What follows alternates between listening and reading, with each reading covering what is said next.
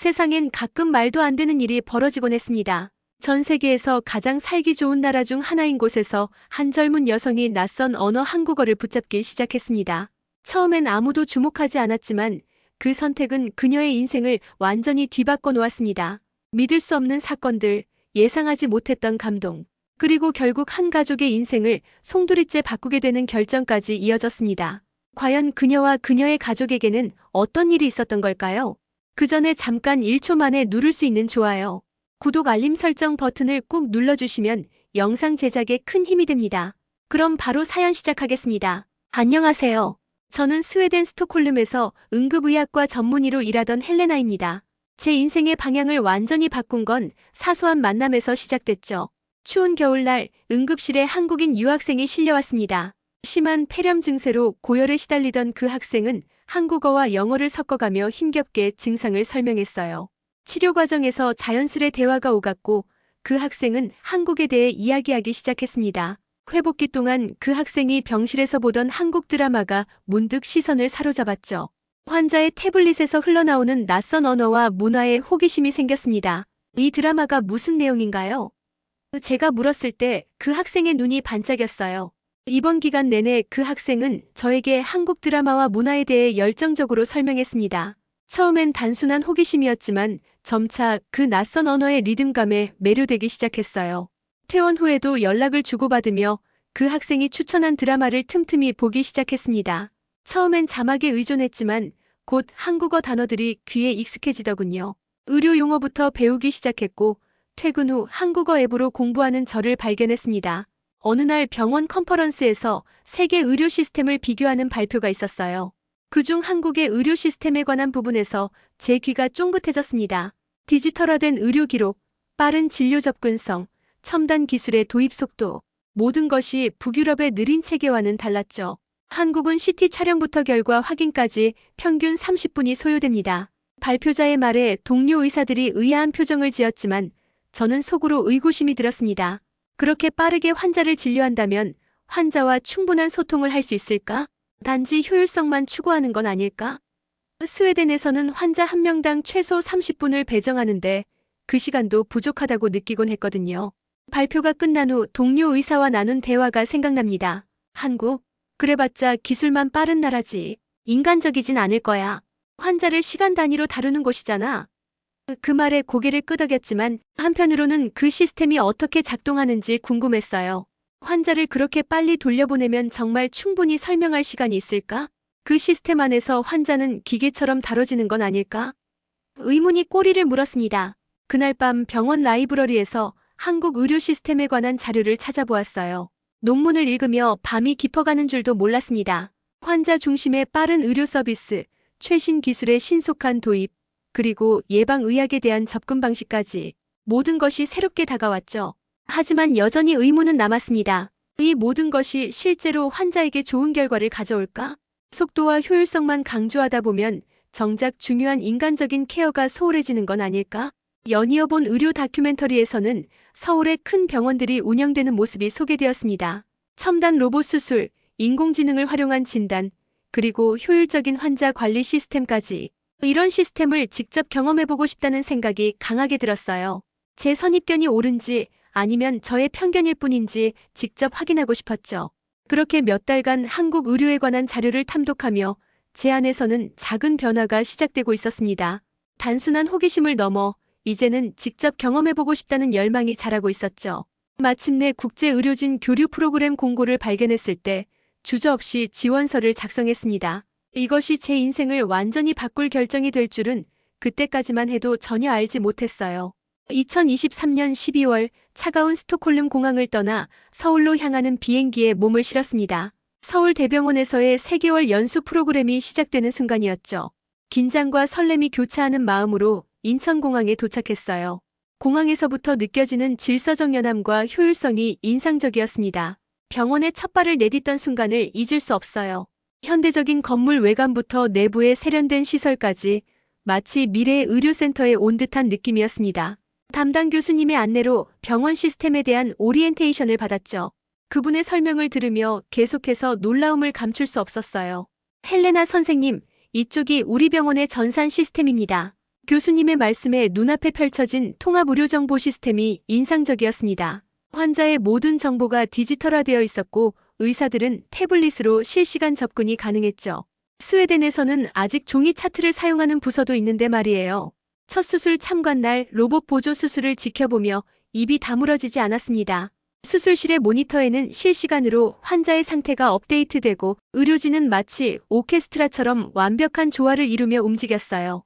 스웨덴에서 보던 수술과는 템포부터 달랐습니다. 외래 진료를 참관했을 때는 더 큰 충격을 받았죠. 환자가 접수부터 진료 검사 결과 확인까지 모든 과정이 놀라울 정도로 빨랐어요. 한 환자가 의사의 소견에 따라 CT 촬영을 하고 30분 만에 결과를 들고 돌아오는 모습을 보고 깜짝 놀랐습니다. 스웨덴이라면 최소 일주일은 기다려야 할 일이었죠. 응급실 근무는 제 전문 분야였기에 특히 관심이 컸어요. 환자 분류 시스템부터 응급처치 프로토콜까지 모든 것이 체계적이고 신속했습니다. 중증 환자가 도착하면 팀 전체가 즉각 대응하는 모습이 인상적이었어요. 응급실 전문의로서 배울 점이 너무나 많았습니다. 의료진들의 헌신적인 태도도 깊은 인상을 남겼죠. 밤늦게까지 환자 상태를 체크하고 최신 의학 논문을 검토하며 치료 방침을 결정하는 모습은 존경스러웠어요. 특히 전공의들의 열정적인 학습 태도와 끊임없는 질문에 감명받았습니다. 병원 내 커피숍에서 의료진들과 대화하며 한국 의료 시스템의 장단점에 대해 배워갔어요. 과도한 업무량과 경쟁적인 환경이 단점으로 언급되었지만 그럼에도 불구하고 그들의 환자에 대한 책임감은 흔들림이 없었습니다. 스마트폰 앱으로 처방전을 받고 가까운 약국에서 약을 픽업하는 시스템도 놀라웠어요. 환자들이 병원 앱으로 예약을 변경하고 검사 결과를 확인하는 모습은 스웨덴에서는 상상하기 어려운 광경이었습니다. 디지털 헬스케어가 이론이 아닌 일상으로 자리 잡은 모습이었죠. 연수 첫 달이 지나갈 무렵 저는 이미 한국의 의료 시스템에 완전히 매료되었습니다. 매일 새로운 것을 배우며 이 시스템의 일부가 되어가는 느낌이었어요. 스웨덴의 동료들에게 이메일로 제 경험을 공유했지만 글로는 이 놀라운 경험을 다 전달할 수 없었습니다. 병원 생활에 적응해가면서 서울의 일상을 경험할 기회도 많아졌습니다. 병원에서 제공해준 숙소는 강남의 한 아파트였는데 창문 너머로 펼쳐지는 도시의 불빛이 마치 살아 숨쉬는 유기체처럼 느껴졌어요. 스톡홀름의 조용하고 여유로운 분위기와는 완전히 달랐습니다. 첫 주말 용기를 내어 지하철을 탔죠. 복잡한 노선도를 보며 잠시 당황했지만 곧 그 체계적인 구조에 감탄했습니다. 정확히 시간을 맞춰 도착하는 열차, 깨끗한 역사, 그리고 무엇보다 늦은 밤에도 안전하게 이용할 수 있다는 점이 놀라웠어요. 스웨덴에서는 밤 10시 이후엔 대중교통 이용을 꺼리게 되는데 말이죠. 어느 날 밤 갑작스러운 두통으로 진통제가 필요했습니다. 시계를 보니 자정이 넘은 시간. 스웨덴이었다면 아침까지 참아야 했겠지만 숙소 앞 24시간 편의점에서 의약품을 구할 수 있다는 사실이 그저 놀라웠어요. 심지어 따뜻한 음식까지 살 수 있었죠. 이런 게 가능하다니. 중얼거리며 편의점을 나서는 제 모습이 아직도 생생합니다. 택시 호출 앱을 처음 사용했을 때의 놀라움도 잊을 수 없어요. 버튼 하나로 내 위치를 파악하고 도착 예정 시간까지 알려주는 시스템. 스웨덴에서는 택시를 부르면 언제 도착할지 모르니 기다리세요라는 답변이 전부였는데 말이죠. 택시기사님의 친절함과 안전 운전도 인상적이었습니다. 주말엔 명동과 홍대를 방문했어요. 인파로 넘쳐나는 거리, 24시간 깨어있는 도시의 에너지가 마치 살아있는 생명체 같았습니다. 스톡홀름의 여유로운 거리와는 비교할 수 없는 활기와 밀도였죠. 서점에서 한국어 책을 구입하고 카페에서 공부하며 도시의 리듬을 느꼈어요. 한강공원을 산책하던 날, 저녁 늦게까지 운동하는 사람들, 자전거를 타는 가족들을 보며 도시와 자연이 공존하는 모습에 감동했습니다. 공원 한편에 마련된 공공운동기구를 사용하며 스웨덴에는 없는 공동체 문화를 경험했죠. 낯선 할머니께서 제게 물병을 건네주시는 작은 친절에도 마음이 따뜻해졌어요.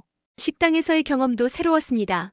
테이블마다 설치된 호출 버튼, 주문부터 결제까지 디지털화된 시스템이 인상적이었어요. 음식을 기다리는 시간도 이렇게 효율적으로 줄일 수 있구나 생각하며 감탄했죠.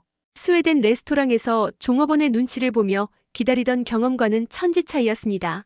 병원 근처 작은 미용실에서 머리를 자르며 나눈 대화도 기억에 남아요.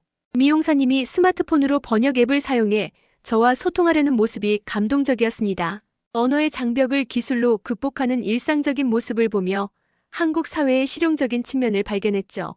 어느 밤 열쇠를 놓고 나온 것을 깨달았을 때의 당혹감이 떠오릅니다.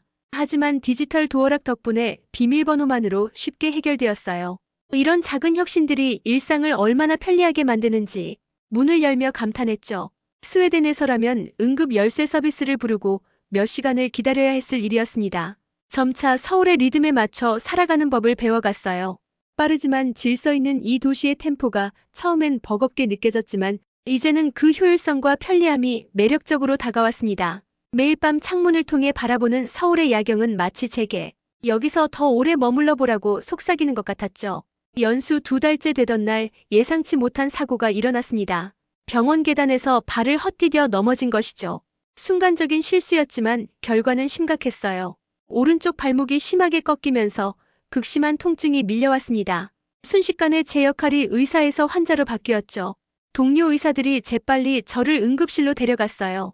환자용 침대에 누워 천장을 바라보는 순간 이상한 감정이 밀려왔습니다.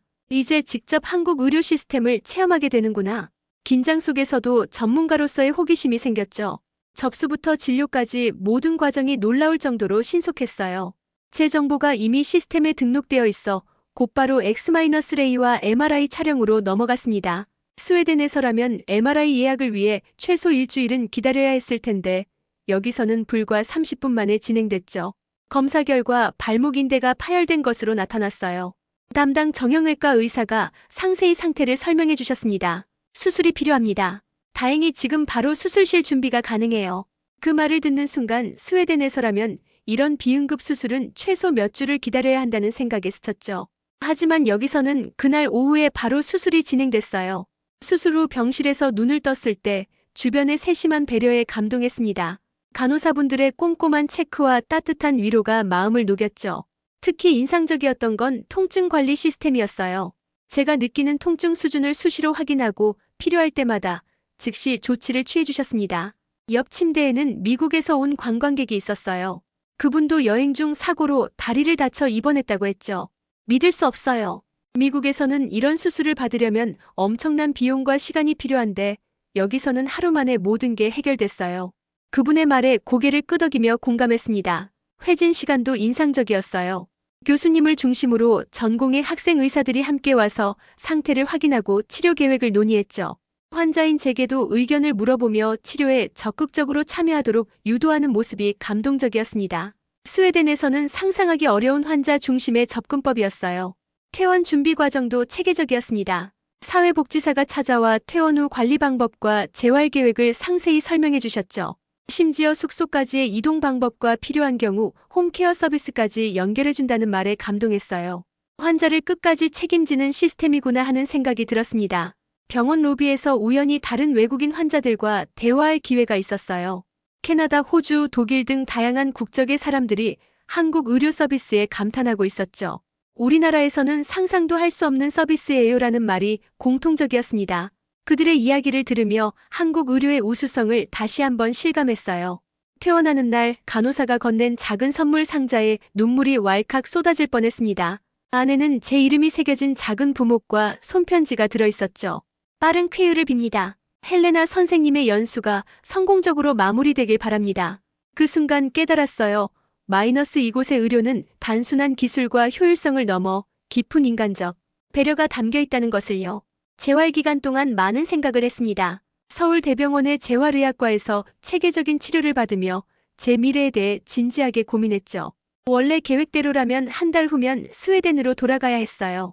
하지만 마음 한구석에서는 이곳을 떠나고 싶지 않다는 목소리가 점점 커지고 있었습니다. 재활치료사 김지연 선생님과 나눈 대화가 큰 영향을 미쳤어요. 선생님께서는 환자를 어떻게 바라보세요? 제가 물었죠. 지연 선생님의 대답이 가슴에 깊이 와닿았습니다. 환자는 데이터나 차트가 아닌 각자의 삶과 이야기를 가진 사람이에요. 몸뿐만 아니라 마음까지 치료해야 한다고 생각해요. 그 말에 적잖은 충격을 받았습니다. 스웨덴의 의료 시스템은 분명 장점이 많았어요. 사회보장이 탄탄하고 의사의 업무 강도가 적절했죠. 하지만 때로는 과도한 프로토콜과 절차로 인해 환자를 케이스 넘버로만 대하게 되는 순간들이 있었습니다. 반면 여기서는 첨단 기술과 효율성 속에서도 따뜻한 인간미를 잃지 않았어요. 연수기간 연장을 요청하기 위해 병원 국제협력실을 찾아갔습니다. 담당자 박민수님은 제 상황을 이해해 주셨죠. 연장은 가능합니다만 혹시 더 장기적인 계획을 갖고 계신가요? 그 질문이 제 마음속에 숨겨두었던 생각을 끌어냈어요. 사실 여기서 더 오래 일하고 싶습니다. 제 입에서 나온 말에 저도 놀랐지만 진심이었죠. 그날 저녁 한강변을 걸으며 제 결정에 대해 깊이 생각했습니다. 발목은 아직 완전히 회복되지 않았지만 마음은 어느 때보다 명확했어요. 스웨덴에서의 안정적인 삶을 뒤로하고 새로운 도전을 시작한다는 것이 두렵기도 했지만 이상하게도 가슴이 뛰었습니다. 다음 날 당시 저를 지도하던 김재원 교수님과 면담을 가졌어요. 헬레나 선생님, 솔직히 말해보세요. 왜 한국에 남고 싶은 건가요? 그 교수님의 직설적인 질문에 솔직하게 대답했습니다. 여기서는 의사로서 그리고 인간으로서 더 성장할 수 있을 것 같아요. 환자를 대하는 방식, 기술을 활용하는 속도, 그리고 무엇보다 의료의 본질을 잊지 않는 이곳의 문화가 저를 끌어당깁니다. 그 대화 후 교수님께서 놀라운 제안을 해주셨죠. 서울대병원 국제협력팀에서 외국인 환자 코디네이터 겸 자문의로 일해보지 않겠냐는 제안이었어요. 북유럽 지역의 의료 시스템을 잘 아는 제 경험이 도움이 될 거라고 하셨습니다. 그 자리에서 바로 수락했어요. 결정을 내린 후 스웨덴 병원에 장기 휴직 신청서를 제출했습니다. 동료들의 반응은 예상대로였어요. 미쳤니? 안정적인 자리를 놔두고. 많은 이들이 이해하지 못했지만 가장 가까운 친구 소피아만은 응원해 주었죠. 내가 빛나는 눈으로 한국에 대해 이야기할 때 이미 답은 정해져 있었어. 한국에서의 새 삶을 준비하며 작은 원룸을 계약했어요. 병원에서 그리 멀지 않은 곳이었죠. 짐을 정리하는 과정에서 스웨덴에서 가져온 물건들이 이제는 낯설게 느껴졌습니다. 새로운 환경에 적응하는 과정이 쉽지만은 않았지만 매일이 새로운 발견으로 가득했어요. 어느 날 인터뷰 요청을 받았습니다. 한국의료저널에서 외국인 의사의 시각으로 본 한국 의료 시스템에 대해 이야기해달라는 것이었죠. 인터뷰 중 제가 한 말이 나중에 많이 인용되었어요. 한국에서는 환자를 단순한 데이터로 보지 않습니다. 인간 중심의 첨단 의료, 이것이 세계가 배워야 할 한국 의료의 진정한 힘입니다. 새로운 직책으로 일을 시작한 지 2달이 지났습니다. 국제협력팀에서 외국인 환자들을 위한 진료 코디네이팅과 북유럽 의료기관과의 협력 업무를 담당하게 됐어요. 두 문화 사이에서 가교 역할을 한다는 것이 매일 새로운 도전이자 기쁨이었죠. 어느 날 스웨덴 병원의 동료들과 화상회의를 하게 되었습니다. 화면 너머로 보이는 익숙한 얼굴들이 반가웠지만 대화를 나누는 동안 제가 얼마나 변화했는지 깨달았어요. 그들이 환자 대기 시간과 예산 문제를 논의할 때 저는 이미 그런 문제를 해결한 한국의 사례를 설명했습니다. 그런 시스템을 구축하려면 몇 년이 걸릴 거예요.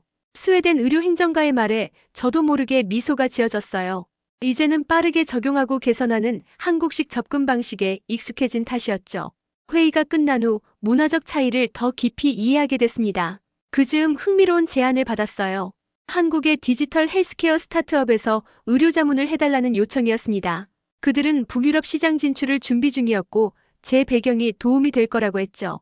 병원 업무와 병행할 수 있는 조건이었기에 흔쾌히 수락했습니다. 첫 미팅에서 그들의 원격 진료 플랫폼에 깊은 인상을 받았어요. 인공지능을 활용한 초기 증상 분석, 실시간 의사 연결, 그리고 처방약 배송까지 통합된 시스템이었죠. 스웨덴에서는 아직 꿈꾸는 단계인데 여기서는 이미 현실이네요. 제 솔직한 감상에 개발팀이 웃었습니다. 스타트업의 회의실에서 밤늦게까지 토론하며 의료기술의 미래에 대한 비전을 나누었어요. 때로는 의견 충돌도 있었지만 그 과정에서 저는 더 깊이 한국 의료 시스템의 강점과 약점을 이해하게 되었죠. 특히 기술 발전 속도와 사용자 경험에 대한 집중은 배울 점이 많았습니다. 그 스타트업과 함께 북유럽 진출 전략을 세우는 과정은 제게 새로운 세계를 열어주었어요. 의사로서 환자를 치료하는 것을 넘어 의료 시스템 자체를 개선하는 일에 참여하게 된 것이죠. 한국의 의료기술이 세계로 나아가는 데 기여한다는 생각에 가슴이 뛰었습니다. 동시에 서울대병원에서는 북유럽 의료진을 위한 연수 프로그램을 기획하는 역할도 맡게 됐어요. 제가 처음 경험했던 그 놀라움을 다른 의사들도 경험할 수 있도록 돕는 일이었죠. 커리큘럼을 구성하고 임상 실습 일정을 조율하며 새로운 즐거움을 발견했습니다.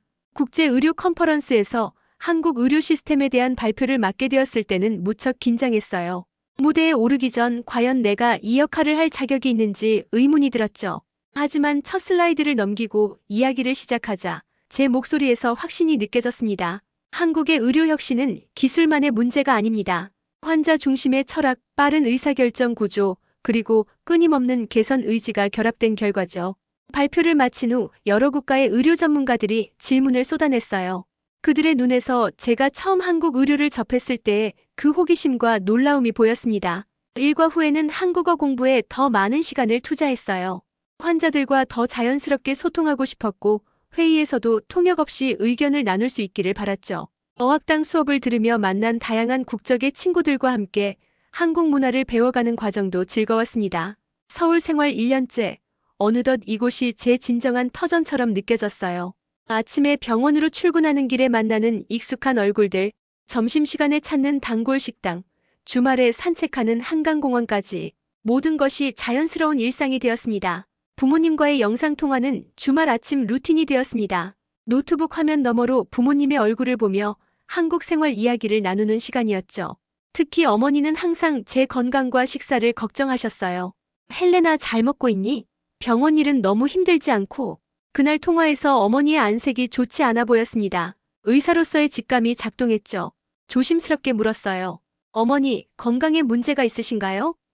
처음엔 괜찮다고 하셨지만 결국 당뇨와 관절염이 악화되고 있다는 사실을 털어놓으셨습니다. 대화를 마친 후 생각에 잠겼어요. 어머니의 상태가 걱정되었고 멀리서 아무것도 해줄 수 없다는 무력감이 밀려왔죠. 그때 문득 아이디어가 떠올랐습니다. 부모님을 한국으로 초청하면 어떨까? 처음에는 단순히 치료와 관광을 겸한 단기 방문을 생각했어요. 한국의 우수한 의료 시스템을 통해 어머니의 상태를 점검하고 아버지와 함께 서울을 구경시켜드리는 계획이었죠. 비자 신청부터 항공권 예약까지 모든 준비를 꼼꼼히 마쳤습니다. 직접 만든 일정표를 보내드리며 설레는 마음을 감추지 못했어요. 2024년 봄 인천공항에서 부모님을 맞이했습니다. 오랜만에 보는 부모님의 모습에 눈물이 핑 돌았어요. 어머니의 걸음이 예전보다 많이 불편해 보였죠. 헬레나, 이렇게 멀리 와서 미안하구나. 어머니의 말씀에 마음이 아팠지만 이제는 제가 도울 차례라고 생각했습니다. 다음 날 바로 어머니를 병원으로 모셨어요. 동료 의사들의 적극적인 도움으로 종합검진과 전문의 상담까지 하루 만에 이루어졌죠. 검사 결과 어머니의 당뇨는 생각보다 심각했고 무릎 관절도 수술이 필요한 상태였습니다. 제 동료 정형외과 전문의 김태호 교수님이 최신 로봇 수술을 제안해 주셨어요. 부모님과 함께 치료 계획을 논의하며 어머니의 수술과 회복에 최소 3개월이 필요하다는 결론에 도달했습니다. 처음 계획보다 긴 시간이었지만 저는 오히려 기뻤어요. 부모님과 더 많은 시간을 보낼 수 있다는 생각에 마음이 따뜻해졌죠. 어머니의 수술은 성공적이었고 재활치료도 순조롭게 진행되었습니다. 병원 시스템의 효율성과 의료진의 세심한 케어에 부모님은 매일 감탄하셨어요. 스웨덴에서는 이런 수술 후 재활을 받으려면 몇 주를 기다려야 한단다. 아버지의 말씀이 제가 처음 느꼈던 놀라움을 그대로 반영했죠. 재활 기간 동안 부모님은 저의 작은 원룸에서 함께 지냈습니다. 공간이 비좁았지만 오히려 그 덕분에 더 가까워진 느낌이었어요.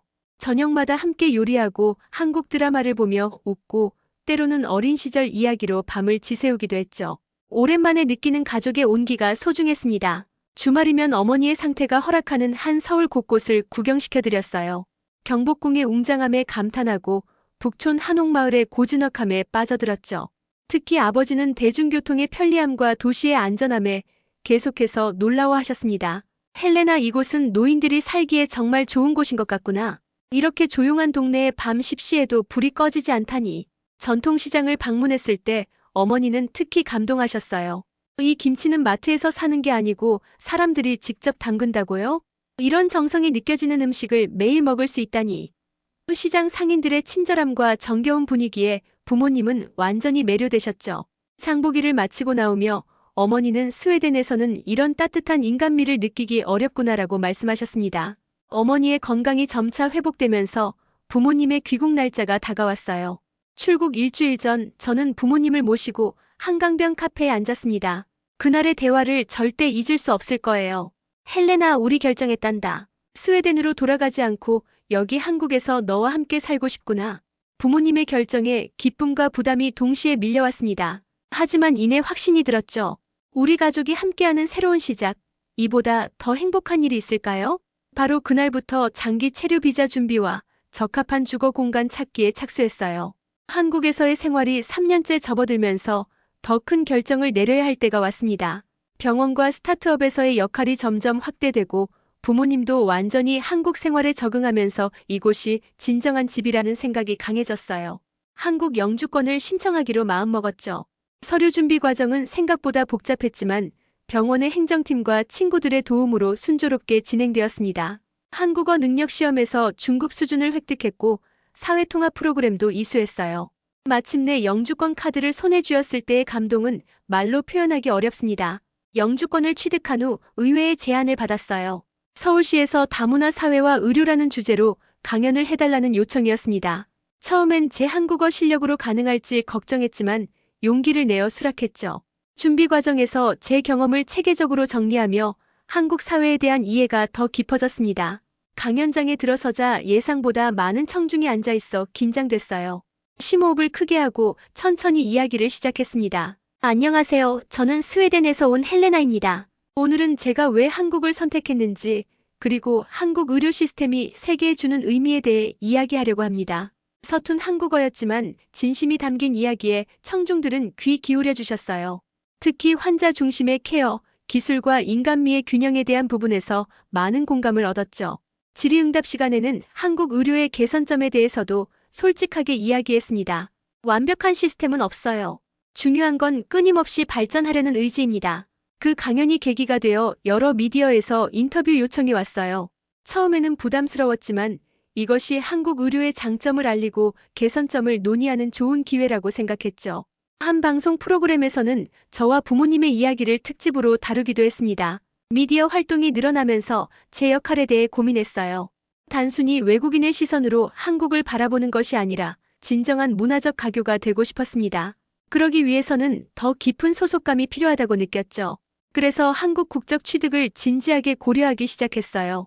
귀화 신청은 인생에서 가장 중요한 결정 중 하나였습니다. 스웨덴 국적을 포기해야 한다는 사실이 마음을 무겁게 했지만 부모님의 지지와 제 확신이 그 무게를 이겨냈어요. 면접 당일 심사관 앞에서 떨리는 목소리로 말했습니다. 한국은 제게 새로운 인생을 선물했습니다. 이제 저도 이 사회에 기여하고 싶습니다. 귀화 승인 소식을 들었을 때 울컥하는 감정을 참을 수 없었어요. 스웨덴 대사관에서 여권을 반납하는 순간은 마음 아팠지만 한국 여권을 받아든 날의 기쁨은 그 어떤 감정보다 컸습니다. 이제 공식적으로 한국 시민이 된 거죠. 이 모든 과정을 겪으며 TED 강연에 초청받게 되었어요. 의료를 넘어선 문화한 외국인 의사의 한국 선택이라는 주제로 세계적인 무대에 섰죠. 전 세계 청중 앞에서 떨리는 마음으로 이야기를 시작했습니다.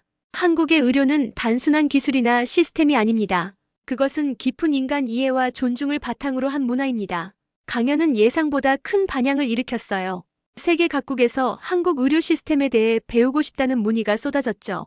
서울대병원과 협력하여 국제의료진 연수 프로그램을 확대했고 디지털 헬스케어 스타트업의 글로벌 진출도 본격화되었습니다. 어느 주말 가족과 함께 한강에서 자전거를 타며 지난 여정을 돌아보았어요. 부모님은 이제 동네에서 인기 있는 외국인 어르신이 되셨고 저는 두 문화를 이해하는 의료인으로 새로운 길을 걷고 있었죠. 강변에 잠시 멈춰서서 서울의 풍경을 바라보며 아버지가 물으셨습니다. 후회는 없니? 미소를 지으며 대답했어요. 전혀요. 이곳이 제 진짜 집이에요. 그 순간 스웨덴에서 온 한 의사가 한국에서 새로운 삶을 찾게 된 여정이 완성되었습니다. 저는 이제 두 세계를 이해하고 두 문화의 가치를 소중히 여기는 사람이 되었어요. 앞으로도 계속해서 의료를 통해 사람과 문화를 연결하는 역할을 하고 싶습니다. 이것이 제가 꿈꾸는 미래이자 한국이 제게 준 가장 큰 선물입니다. 오늘 사연 잘 들으셨나요? 전 세계 여느 시스템보다 탁월한 우리의 진짜 모습을 선진국이라 불리우던 나라에서조차 못 버티고 한국에서 새로운 삶을 시작하게 된 한 가족의 사연이 가슴 뿌듯함을 안겨주네요. 오늘 사연은 여기까지입니다. 여러분의 구독과 좋아요는 영상 제작에 아주 큰 힘이 됩니다. 긴 영상 시청해주셔서 감사합니다.